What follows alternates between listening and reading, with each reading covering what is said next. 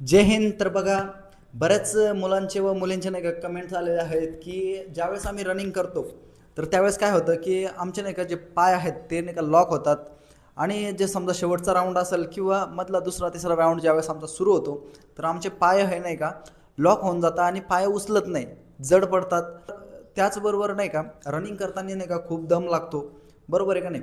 तर नाही काय याच्या नाही का विशिष्ट काही कारण आहेत. मुख्य कारण म्हणजे नाही का, जर बॉडीमध्ये जर चांगल्या प्रमाणात पाणी नसेल, जर बॉडी डिहायड्रेट झालेली असेल तर त्यामुळे नाही का तुम्हाला ही समस्या जाणवते. तर बघा, पाठीमागच्या बऱ्याच व्हिडिओमध्ये मी तुम्हाला सांगितलेलं आहे की जर समजा तुमचं ग्राउंड हे 2-3 दिवस बाकी आहे आणि तेव्हा जर ग्राउंड असेल तर त्याच्या आधीपासूनच तुम्ही दररोज 2 ते 3 लिटर पाण्यामध्ये इलेक्ट्रॉल पावडर हे टाकून नाही का प्यायचं आहे. ठीक आहे, जेणेकरून तुमचं बॉडी ही हायड्रेट राहील. त्याचबरोबर बघा, पुरेशी झोप पण नाही का शरीराला खूप आवश्यक आहे. तुमची बॉडी नाही का रिलॅक्स होते आणि तुम्ही परफॉर्मन्स करण्यासाठी हे रेडी असतात. ठीक आहे की नाही? त्याचबरोबर नाही का पुरेशी प्रॅक्टिस आणि तुमचं वर्कआउट पण हे चांगलं असलं पाहिजे.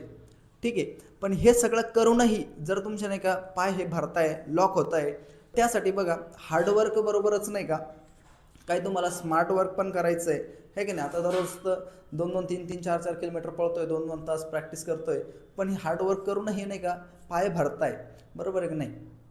तर त्यासाठी काही नाही का स्मार्ट वर्क आहे, ते मी तुम्हाला सांगणार आहे. 2-3 टेक्निक आहे आणि त्या टेक्निक नाही का विज्ञान मान्यता असणाऱ्या नाही का टेक्निक आहे. त्या जर तुम्ही फॉलो केल्या तर तुम्हाला नक्कीच नाही का याचा फायदा होणार आहे. एकदम सिंपल अशा टेक्निक असणार आहेत, त्या तुम्ही करायच्या आहेत. तर बघा, सगळ्यात पहिली टेक्निक जी सांगणार आहे ती आहे तुमच्या नाही का ज्यावेळेस पाय लॉक होतात, पाय उचलत नाही किंवा जड पडतात त्यासाठी.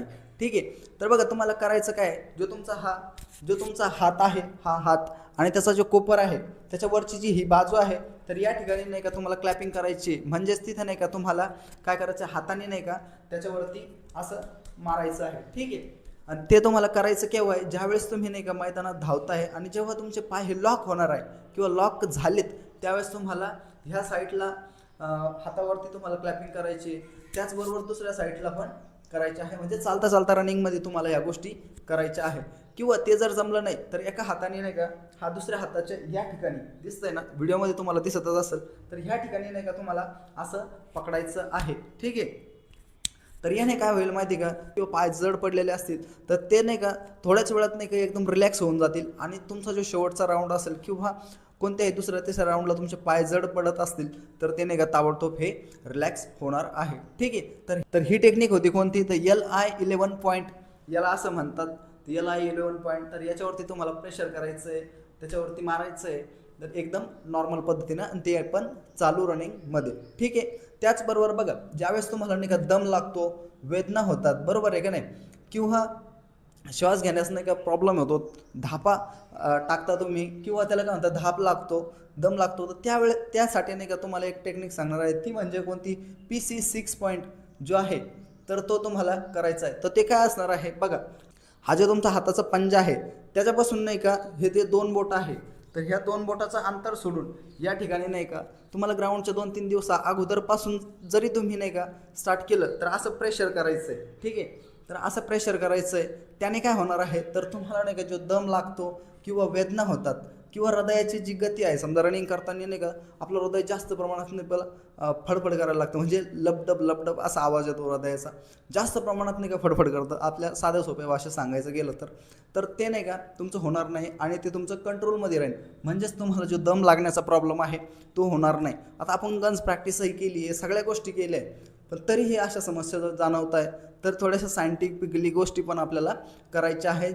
त्याला आपण काय म्हणतो, स्मार्ट वर्क, आहे का नाही? हार्डवर्क तर केलं आहे, पण हे स्मार्ट वर्क पण तुम्हाला करायचं आहे आणि हे ग्राउंडच्या दरम्यान तुम्ही करायचं आहे. तुम्हाला त्याचा फायदा 100% होणार आहे. ठीक आहे, त्याचबरोबर बघा, तर ही क्रिया तुम्हाला किती, जास्तीत जास्त 3-4-5 मिनटं अशी करायची आहे बस.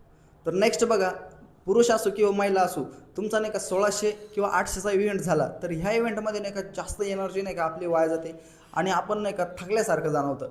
तर त्या दरम्यान मी तुम्हाला सांगितलं आहे कोणकोणता डाएट वगैरे, डाएट नाही म्हणता येणार त्याला, तर कोणकोणत्या वस्तू तुम्हाला घ्यायच्या आहेत. एनर्जी ड्रिंक झालं, एखादं संत्री झालं किंवा खजूर, ह्या गोष्टी तर तुम्ही घेणारच आहे. पण तरीही नाही का थकल्यासारखं जर जाणवत असलं तर तुम्हाला काय करायचं आहे, तर तुमचे जे समजा हे 2 बोटं आहे, हे नाही का कानाच्या समोर एक आणि एक कानाच्या पाठीमागं, तुम्हाला व्हिडिओ दिसत असेल, ह्या पद्धतीने नाही का दोन्ही हातांनी समजा ह्या कानाला हात आणि ह्या कानाला हात आणि असं ठेवून असं रफ करायचं आहे. ठीक आहे, तर असं 2-3 मिनटापर्यंत जर रफ केलं तर तुम्हाला एकदम नाही का एनर्जेटिक फील होईल आणि तुम्ही नाही का तुमचा जो काही नेक्स्ट इव्हेंट असेल त्याच्यासाठी नाही का चांगल्या पद्धतीनं रेडी असणार आहे.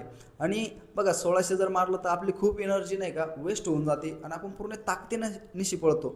त्यामुळे नाही का तो इव्हेंट झाल्यानंतर तुम्हाला ही क्रिया करायची आहे, म्हणजे पुढच्या नेक्स्ट इव्हेंटला तुम्हाला एनर्जेटिक फील होईल आणि तुमचा पुढचा परफॉर्मन्स हा चांगल्या पद्धती होईल. मग तो 100 मीटर असो किंवा तो तुमचा गोळा असो, त्यासाठी याचा फायदा होणार आहे. तर ठीक आहे मित्रांनो, अशा प्रकारच्या नाही का काही टेक्निक्स आहे त्या तुम्हाला नाही का स्मार्ट हार्डवर्क बरोबर नाही का ह्या स्मार्टपणे नाही का करायच्या आहे, जेणेकरून नाही का तुमचे पाय जे आहेत ते जड पडणार नाही आणि तुमचं 1600 मीटर असो किंवा 800 मीटर असो तर त्याचा नाही का चांगल्या पद्धतीनं टाईम येईल.